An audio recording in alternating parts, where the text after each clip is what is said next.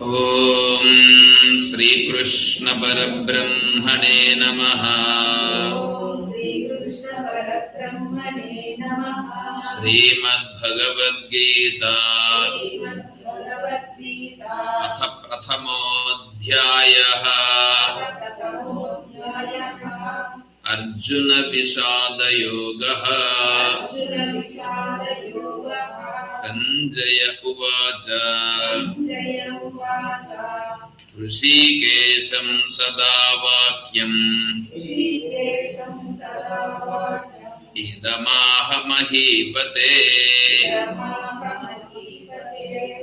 సంజయుడు చెప్తున్నాడు. ఏం చెప్తున్నాడంటే ధృతరాష్ట్రుడు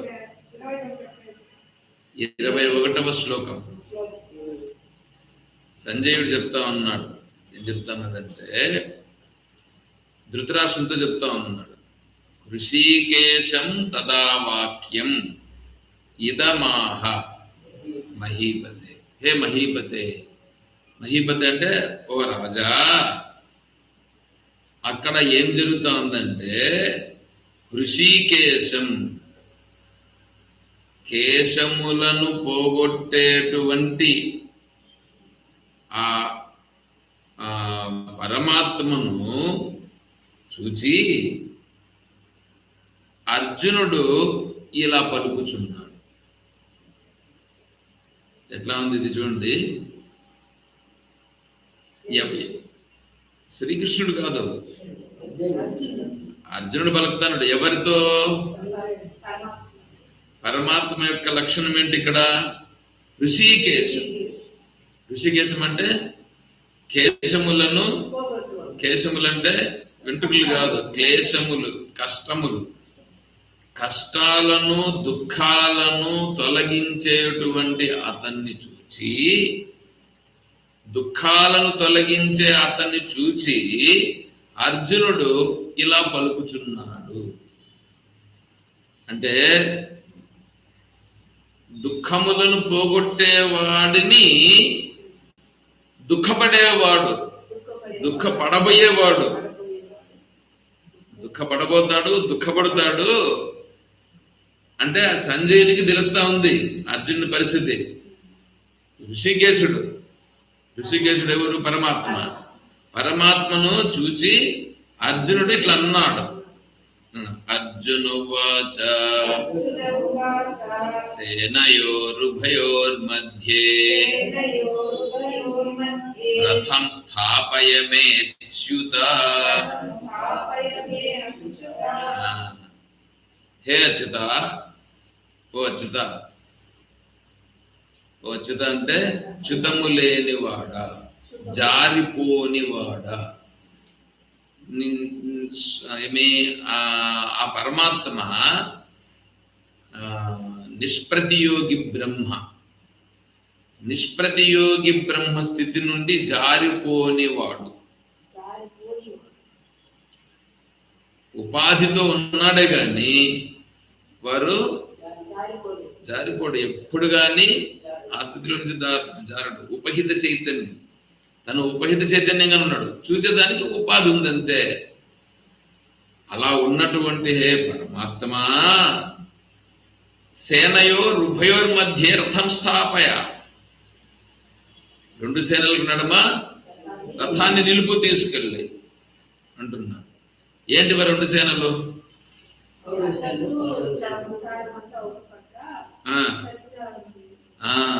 అది చూసేదానికి ఎట్లుంది?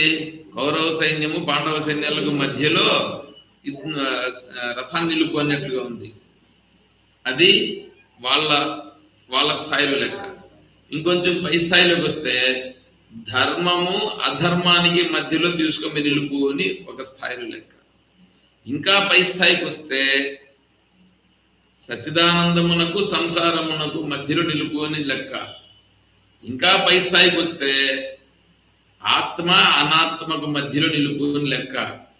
ఇంకా పై స్థాయికి పోతే ఉపహిత చైతన్యానికి విశిష్ట చైతన్యానికి మధ్యలో నిలుపు.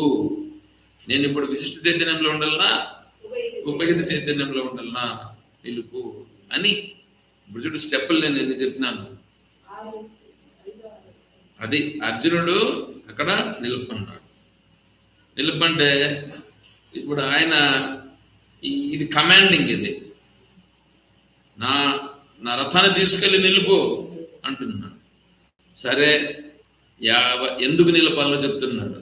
యావదేతాన్నిరీక్షేహం యోద్ధు కామానవస్థితాన్ కైర్మయా సహ యోద్ధవ్యం అస్మిన్ రణసముద్యమే. యావదేతాన్ నిరీక్షేహం యోద్ధు కామానవస్థితాన్. యుద్ధం చెయ్యాలనేటువంటి ఉత్సుకతతో ఎవరెవరు వచ్చి ఉండారో వాళ్ళని నేను చూడాలి.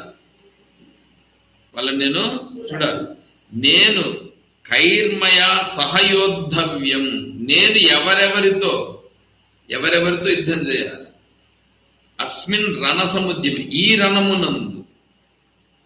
ఏ రణము? ఇప్పుడు ఈ రణం. ఇప్పుడు అర్జునుడు యుద్ధం చేయాల్సింది ఎవరెవరితో యుద్ధం చేయాలో చూడాలంటున్నాడు. నీకు రాజ్యం కావాలంటే ఎవరెవరితో యుద్ధం చేయాలో తెలియాలిగా. అలాగే నీకు మోక్షం కావాలంటే నువ్వు ఎవరెవరితో యుద్ధం చేయాలో తెలియాలి. యుద్ధానికి పోతే చస్తామో చంపుతామో, చావనన్నా చస్తాం, చంపనన్నా చంపుతాం.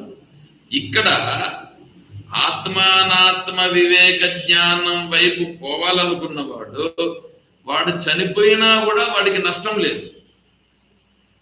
ఎందుకంటే ఆత్మార్గంలో మొదలు పెట్టేశాడంటే ఎన్ని జన్మలెత్తినా వాడు ఆత్మతత్వాన్ని చేరతీరాల్సిందే. ఎన్ని జన్మలెత్తినా ఆత్మతత్వానికి చేరాల్సిందే. వాడు చేరాల్సిన ప్రదేశం అదే. కాబట్టి ఇప్పుడు మొదలుపెట్టి కొద్ది దూరం చనిపోయాడు, చనిపోతే పని లేదు. నెక్స్ట్ జన్మలో దానికే పోయేటట్లుగా వస్తుంది. ఇప్పుడు ఈ జన్మలో మొదలే పెట్టకుండా పోతే మళ్ళీ ఇంకా ముందుకు పోయేదేంటి? ఇంకో జన్మలో కలుగుతుందో కలగదు ఎవరికే తెలుసు. ఈ జన్మలో మొదలు పెట్టేసేవని అనుకో, మొదలు పెడితే ఏమవుతుంది? ఇంకా అదే ముందుకు పోతా ఉంటుంది. అందుకనే నేను ఇప్పుడు ఎవరెవరితో యుద్ధం చేయాలంటే నాకు బంధముగా ఉండేది ఎవరు, నాకు రాజ్యాన్ని రానియకుండా చేస్తుండేది ఎవరు, నాకు రాజ్యాన్ని రానియకుండా ఎవరెవరు చేసినారో వాళ్ళందరూ ఇప్పుడు చేస్తారుగా. ఇంతకుముందు శకుని పాచికలేసి ఏమేమో చేసి ఉంటాడు, దుష్టదిమ్నుడేమో వాడు దుశ్శాసనుడు ఏమేమో చేసి ఉంటాడు, కర్ణుడు ఎన్నెన్నో పన్నాగాలు పట్టి ఉంటాడు, తర్వాత దుర్యోధనుడు ఎన్నెన్నో కుటిల ప్రయత్నాలన్నీ చేసి ఉంటాడు. ఇన్ని ప్రయత్నాలు చేసిన వాళ్ళు వెనకాల కదా చేశారు. ఆ అగ్ని లక్క ఇంటికి పెట్టడం, ఇవన్నీ చేయడం అనేటువంటిది, తర్వాత భీమునికి విషం పెట్టడం, ఇవన్నీ తెలిసి చేసినారా? తెలియకుండా, వీళ్ళకి తెలియకుండా వాళ్ళకి తెలుసు. అవన్నీ బయట రాలా, మళ్ళీ వచ్చినాయి బయట.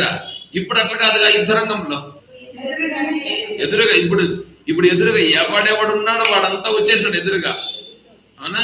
వీళ్ళందరితోనూ ఇప్పుడు నేను యుద్ధం చేస్తాను. ఇప్పుడు ఎవరెవరు ఉన్నారో వాళ్ళని చూస్తాను నేను ఇప్పుడు. అవునా? నువ్వు మోక్షానికి పోవాలనంటే, రాజ్యం కావాలంటే వాళ్ళని ఇప్పుడు యుద్ధం చేయాలి. మోక్షానికి పోవాలంటే నీకు అడ్డంకి ఏవేవి ఉన్నాయో, నీకు ఎవరెవరు అడ్డంకో, నీ కొడుక, నీ కూతురా, నీ కొడల, నీ మనవడ, నీ మనవరాల, మీ భూముల బుట్రలా, ఏమన్నా నీ శరీరమా, నీ మనస్సులో ఏమన్నా ఉందా, నీ శరీరమా, నీ మనస్సా, నీ ప్రాణమా, లేకపోతే నీ ఇంద్రియాల, లేకపోతే దేవతలా, లేకపోతే కోరికలా, ఏంటి ఇవన్నీ రావాల ముందర. వీళ్ళందరితో నేను యుద్ధం చేయాలి. అవన్నీ ఎదురుగా నిలబడి ఉన్నాయి. చూసారా? నేను ఎవరెవరితో యుద్ధం చేసి ఎవరెవరిని చంపితే, ఎవరెవరిని ఇడిచిపెడితే నాకు రాజ్యం వస్తుందో వాళ్ళందరినీ చంపే వాళ్ళని ఎవరైనా చంపాలో నేను ఒకసారి చూస్తానని అన్నాడు. దానికేముంది? యోత్స్యమానానవేక్షేహం ఏతేత్ర సమాగతాః ధార్తరాష్ట్రస్య దుర్బుద్ధేః యుద్ధే ప్రియచికీర్షవః. ఎవరెవరైతే ఇంతవరకు దుర్యోధనునికి సహాయం చేసినారో వాళ్ళు అంతర్గతంగా తెలియకుండా సహాయం చేసిన వాళ్ళు ఇప్పుడు యుద్ధరంగంలోకి వచ్చేసినారు కదా. యుద్ధరంగంలోకి వచ్చేసినారంటే ఇంకా ఫేస్ టు ఫేస్ ఉన్నారు. ఫేస్ టు ఫేస్ ఉంది కదా ఇప్పుడు. అంటే అవన్నీ అణగబడి లేవు, ఎదురుగా వచ్చినారు. ఇప్పుడు నీకు కామం అడ్డంకి ఉంది, నీకు మోక్షం పొందేదానికి కామం అడ్డంకి అనుకో. ఆ కామం అడ్డంకి అనే విషయం నీకు ఇంతకాలం తెల్లా, అది ఇప్పుడు ఎదురుగా వచ్చేది. నువ్వు ఎవరెవరిని చంపితే, నువ్వు ఎవరినెవరిని ఇడిచిపెడితే నువ్వు మోక్షానికి పోతావో అనేది ఇప్పుడు నీకు ముందర పెడతా ఉంటారు. కొడుకు, కోడలు, ఇల్లు, సంసారము, ఉద్యోగము, వ్యాపారము, డబ్బులు, పేరు, ప్రతిష్టలు, కీర్తి, గౌరవము, ఉద్యోగము, వ్యాపారము, శరీరము, ఇంద్రియాలు, మనస్సు, కామము, తర్వాత క్రోధము, ఇవన్నీ ఉన్నాయి చూడండి. నీ మనస్సులో ఉంటాయే, ఇవన్నీ నిన్ను ఆత్మ సామ్రాజ్యం వైపు పోనీయకుండా అడ్డంకి పడి ఉన్నాయి. ఇవన్నీ అడ్డంకి పడి ఉన్నాయి. అవన్నీ ఇప్పుడు కనిపిస్తాయి. ఎవడైతే మోక్షానికి పోవాలనుకుంటున్నాడో వాడికి వీళ్ళందరూ ఇవన్నింటినీ నువ్వు జయిస్తే నువ్వు మోక్షానికి పోతావు. నువ్వు దేహం కాదు, నువ్వు ఇంద్రియాలు కాదు, నువ్వు ప్రాణం కాదు, నువ్వు మనస్సు కాదు, నువ్వు బుద్ధి కాదు, నువ్వు అహంకారం కాదు, నువ్వు సచ్చిదానందం కాదు. అది ఏదో వీళ్ళందరినీ విడిచిపెట్టి పోతే అది వస్తుంది. నువ్వు వీళ్ళందరినీ విడిచిపెట్టిపోతే కదా, వీళ్ళందరినీ విడిచిపెడితే నీకు అది వస్తుంది. సరేనా? కాబట్టి అది నేరుగా నిలబడి ఉండదు. ఇప్పుడు ఇక్కడ ఎవరెవరితో నేను చేయాలో చూస్తాను అని చెప్పి అర్జునుడు అన్నాడు. అర్జునుడు అంటే దానికి సంజయ ఉవాచ ఏవముక్తో ఋషికేశో గుడాకేశేన భారత సేనయోరుభయోర్మధ్యే స్థాపయిత్వా రథోత్తమం ఏవముక్తః. ఈ ప్రకారంగా అర్జునుడు పలకగా ఋషికేశుడు అంటే ఇక్కడ క్లేశములను, దుఃఖములను తొలగించేటువంటి వాడు. దుఃఖములను తొలగించేవాడు ఎవడు దుఃఖాలను తొలగించగలుగుతాడు? దుఃఖము లేని వాడే దుఃఖాన్ని తొలగించగలుగుతాడు. దుఃఖాలు లేవు ఆయనకు. ఎందుకు? ఆయన అదే అందులో నుంచి జారలేదు. ఎందులో నుంచి జారలేదు? ఉపహిత చైతన్యంగానే ఉన్నాడు. ఈ ఉపాధి నేను కాదు అని సహజంగా ఉన్నాడు. అలా ఉన్నటువంటి ఆ మహాత్ముడు గుడాకేశుడైనటువంటి ఈ అర్జునుడు పలకగా, అంటే ఆయనకి ఎట్లుందంటే ఈడ వర్ణిస్తా ఉండేదండి. ఎట్లుంటే గుడాకేశుడు ఆ వెంట్రుకలు శరీరంలో మిడిమిల దగ్గర నుండి పై వరకు కూడా వెంట్రుకలతో నిండి ఉన్నటువంటి అర్జునుడు ఏ విధంగా మొత్తము నిండి ఉన్నాయో వెంట్రుకలు, అలాగా ఈ యుద్ధములో నేను గెలిచి తీరుతాను ఉన్నాడు. ఇప్పుడు ఎవరు? అర్జునుడు. అంత కాన్ఫిడెన్స్ గా ఉన్నటువంటి అర్జునుడు ఇంకా రాబోయే విషయం సంజయునికి తెలుసు. అంటే ఏంటి? ఇంకా ఇంత కాన్ఫిడెన్స్ గా ఉన్నటువంటి వాడు నేను మోక్షాన్ని పొందుతాను అని అనుకునేటువంటి వాడు, మామూలుగా అందరూ అనుకుంటూ ఉంటారు మోక్షం కూడా నేను పొందుతానప్పా అని. కానీ ఎవరెవరు నీకు అడ్డంకిగా ఉండారో నీకు చెప్పితే వాడు అక్కడి నుంచి బయట వెళ్ళిపోతాడు. రాడు ఇక్కడికి. దీన్ని వినేదానికి కూడా రాడు, శాస్త్రాన్ని వినేదానికి కూడా. ఎందుకంటే ఇప్పుడు మీకు అడ్డంకి ఎవరెవరు మోక్షం పొందాలంటే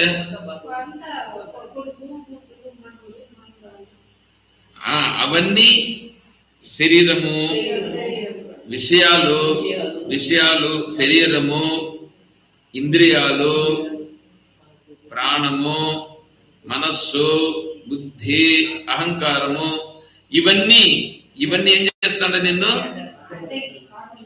ఆత్మస్వరూపము కాకుండా నీకు ఇవి అడ్డంకి పడినాయి. వీటన్నింటినీ నువ్వు అధిగమిస్తే, వీటన్నింటిని నువ్వు జయిస్తే నువ్వు మోక్షాన్ని పొందుతావు. వీటన్నింటిని జయిస్తే నువ్వు మోక్షాన్ని పొందుతావు అని చెప్తాం. విచారంలో ఇక్కడ అది కదా చెప్తాం. అది చెప్పడానికి ప్రయత్నిస్తే ఆయన ఏందో ఇంటిని ఇచ్చిపెట్టాలంట, భార్య బిడ్డలు ఇచ్చిపెట్టాలంట, భూములంతా దాన్నంతా పట్టించుకోకూడదంట. వాడు చెప్తాను ఇది వాడు సన్యాసి, వీళ్ళందరూ సన్యాసి. వాడు చెప్పేదానికి వీళ్ళు వినేదానికి పోతాను తప్ప సరిపోయింది, మాకెందుకు అవంతా. ఇట్లాంటి వాడు ఎవడన్నా ఉంటాడా? దేశంలో ఉన్నప్పుడు బ్రతికుండేటప్పుడు ఇట్లా కదా ఉండాలి మనం అని వీళ్ళు రారు. అంటే అడ్డంకులు ఏం చేస్తాండే? రానియకుండా చేస్తాండే. ఈ రానియకుండా చేస్తున్నటువంటిది ఏది ఉందో ఇవన్నీ అడ్డంకి. ఇక్కడ ఇవన్నీ అడ్డంకి కదా. ఆ అడ్డంకులుగా ఉండేటువంటివి ఎట్లున్నాయంటే అర్జునుడికి మిడిమిల దగ్గర నుండి పై వరకు అన్ని వెంట్రుకల చేత నిండి ఉంటాడు. వెంట్రుకల చేత నిండి ఉన్నట్లుగా తొనకెసలాడుతూ ఉంది, నేను మోక్షాన్ని పొందుతాను అన్నట్లుగా, రాజ్యాన్ని నేను పొందుతాను అన్నట్లుగా.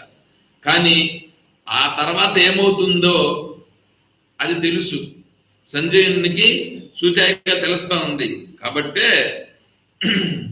ఈయన ఇట్లా ఉండాడు, ఇంకా కేశమును పొందుతాడు, దుఃఖాన్ని పొందుతాడు. ఆ దుఃఖాన్ని తొలగించేటువంటి పరమాత్మని ఆశ్రయిస్తూ ఈ మాట అంటున్నాడు.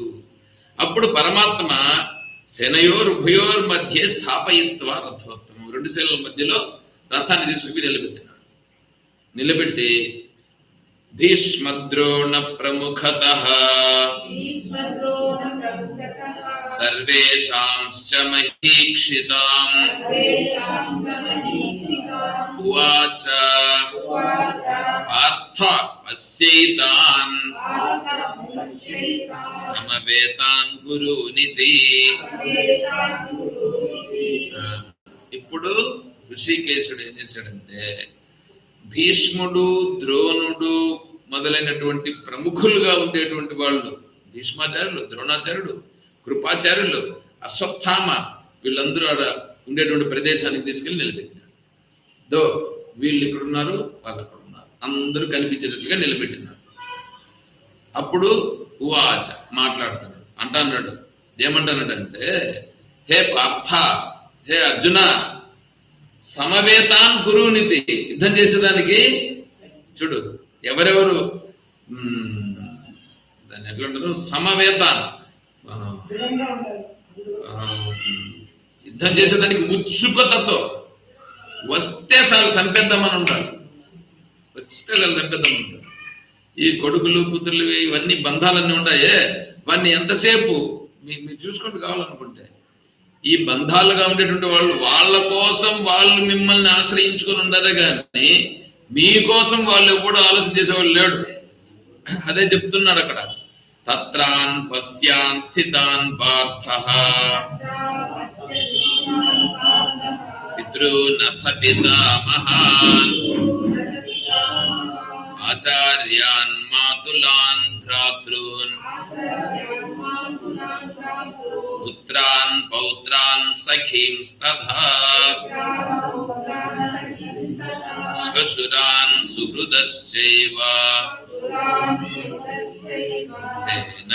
సేనయోరుభయోరపి తాన్ సమీక్ష్య స కౌంతేయ సర్వాన్ బంధూనవస్థితాన్ కృపయా పరయావిష్టో విషీదన్నిదమబ్రవీత్. ఎత్తుకొని నిలబెట్టే లోపల తత్రాన్ అక్కడ నిలబెట్టినాడుగా శ్రీకృష్ణ పరమాత్మ మధ్యలో నిలబెట్టి హే పార్థ చూడు అని చెప్పన్నాను. చూసినాడు. ఎవరిని చూసినాడు? భీష్మాచార్యుడు, ద్రోణాచార్యుడు, కృపాచార్యుడు, అశ్వత్థామ. అశ్వత్థామ చిన్నప్పటి నుండి స్నేహితుడు అర్జునుడికి స్నేహితుడు. ఇద్దరు కలిసి ఒక జాగాలో పడుకున్నారు, ఆడుకున్నారు. ఇది నేర్చుకున్నాడు. గురుపుత్రుడు. నేను గురుపుత్రుడిని చంపాలి. ఇప్పుడు గురువుని చంపాలా.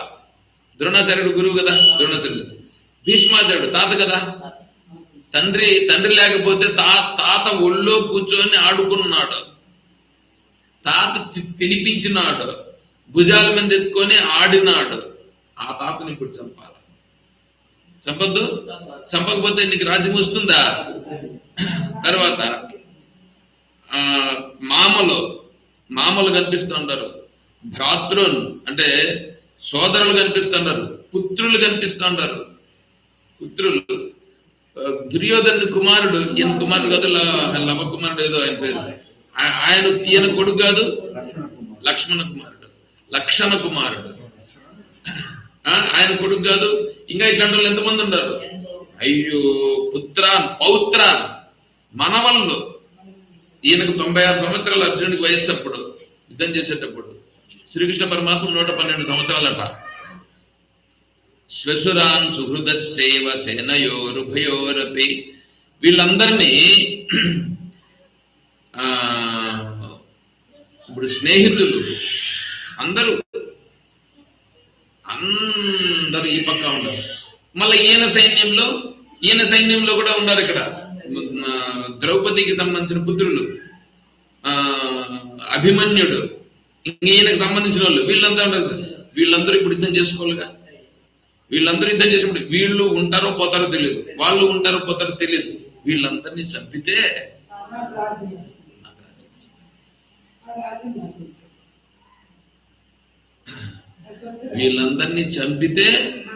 నాకు రాజ్యం వస్తారు. ఇప్పుడు ఇది వచ్చేసింది మనసులకి. అంటే వీళ్ళందరినీ చంపితే కదా నాకు రాజ్యం వచ్చేది. వీళ్ళందరినీ విడిచిపెడితే కదా మోక్షం వచ్చేది. వీళ్ళందరినీ అధిగమిస్తే కదా మోక్షం వచ్చేది. వీళ్ళందరినీ అధిగమిస్తే చంపడం అంటే ఏంటి? చంపడము అధిగమించడం ఒకటే. వాడు బ్రతికుంటాడంతే. నీకు నాకు సంబంధం లేదని విడిచిపెట్టేస్తాడు, అంతే కదా. ఇప్పుడు ఇల్లు విడిచిపెట్టినామా, ఉద్యోగం విడిచిపెట్టినామా, బంధుత్వాలన్నీ విడిచిపెట్టినామా? ఇప్పుడు ఉన్నాయా, చచ్చిపోయినాయా? ఎవడున్నాయి?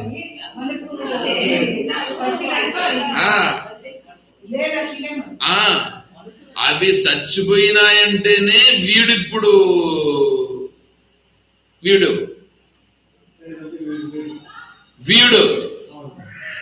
నీకు చూపిస్తా ఉండా. మీరు అర్థం చేసుకోవాలి. అర్థం చేసుకోగలిగే వాళ్ళకి అర్థమవుతుంది. సరేనా? అర్థం కాని వాళ్ళకి ఏం అర్థం కాదు. నేనేం చేయలేను, దానికంటే ఇంకేం చెప్పలేను.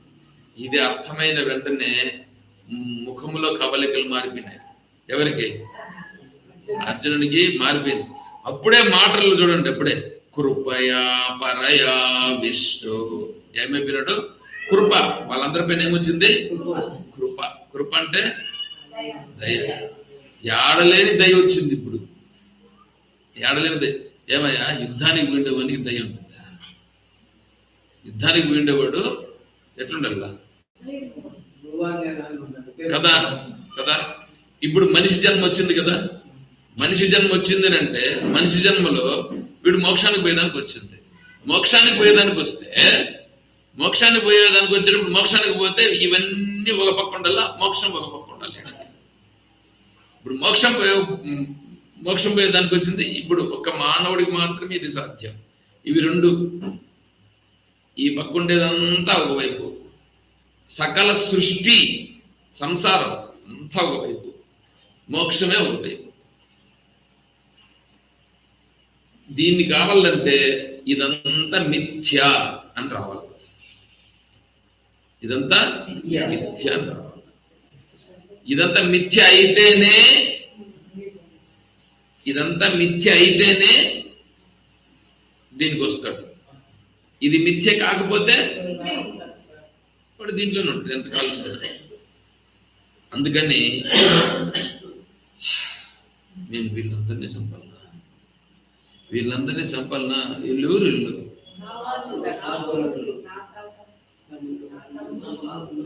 అర్జున ఉవాచ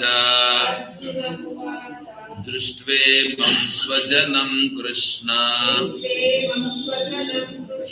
యుయుత్సుం సముపస్థితం. కృష్ణ చూడయ్య, దృష్ట్వేమం స్వజనం, వీళ్ళందరూ నా వాళ్ళయ్య, వీళ్ళందరూ స్వజనం కృష్ణ, వీళ్ళతో నేను యుద్ధం చేయాల్సి, వీళ్ళతో నేను యుద్ధం చేయాలి. మాట్లాడే మాట ఎట్లుంది ఇప్పుడు, లోపల నుంచి బాధ తన్నుకొని వస్తుంది. సీదంతి మమ గాత్రాణి, చెప్పండి, ముఖం చ పరిశుష్యతి వేపధుశ్చ శరీరే మే రోమహర్షశ్చ జాయతే గాండీవం స్రంసతే హస్తాత్ త్వచ్చైవ పరిదహ్యతే న చ శక్నోమ్యవస్థాతుం భ్రమతీవ చ మే మనః. సీదంతి మమ గాత్రాన్ని, నా గొంతు ఎండకపోతా ఉంది. నా గొంతు కాదు, అర్జునుడు అన్నాడు నా గొంతు ఎందుకు, వాళ్ళని చూసి వీళ్ళనా నేను చెప్పాల్సి ఉంటుంది, వీళ్ళ ముఖమంతా ఎండిపోతా, నోరు ఆరిపోతా ఉంది, గొంతు ఎండిపోతా ఉంది, ముఖమంతా పడిపోతుంది, శరీరం అంతా ఏమైపోతుంది తెలిసిన, లోపల నుంచి వేపదుశ్చ, లోపల నుంచి వణుకొస్తాను, వెంట్రుకలన్నీ నిక్కపొడుచుకుంటూ ఉంటాయి, వెంట్రుకలన్నీ నిక్కపొడుచుకుంటాయి భయం చేత. లోపల నుంచి నా చేతిలో గాంధీవం అనేది నిలవట్లేదు, జారిపోతాను, చెయ్యి కదిలి జారిపోతుంది, స్రంసతే కదిలిపోయి జారిపోతుంది, శరీరం అంతా చర్మం అంతా ఎండిపోతుంది, నచశక్నో వ్యవస్థాతం భ్రమతి వచమేమన. ఇవంతా కూడా ఏమైపోతుంది తెలిసిన, నచశక్న వ్యవస్థాతం, నేను ఉండలేను, నేను నిలబడలేను, ఏ పరమాత్మ, ఏ శ్రీకృష్ణ, నేను నిలబడలేను అని అంటాడు.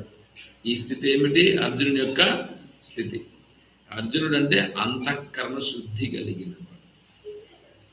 అంతఃకరణ శుద్ధి కలిగిన వాడికి ఇవన్నీ చూసి, ఓ ఇవన్నీ అన్నమాట నాకు ఇప్పుడు అడ్డంకి మోక్షం కొనియకుండా ఉండేది అని అర్థమైనటువంటి వాడి యొక్క పరిస్థితి ఇలా ఉంటుంది అనేటువంటిది ఇప్పుడు ఇక్కడ చెప్తున్నారు. ఇక్కడికి ఏంటి మళ్ళా 31వ శ్లోకం నుంచి రేపు మనం చెప్తాం. ఓం తత్సద్. ఓం ఇది శ్రీమద్భగవద్గీతాసు ఉపనిషత్సు బ్రహ్మ విద్యాయాం యోగశాస్త్రే శ్రీకృష్ణార్జున సంవాదే అర్జున విషాదయోగో నామ ప్రథమోధ్యాయః. ఓం శ్రీ గీతా మహాత్మ్యం.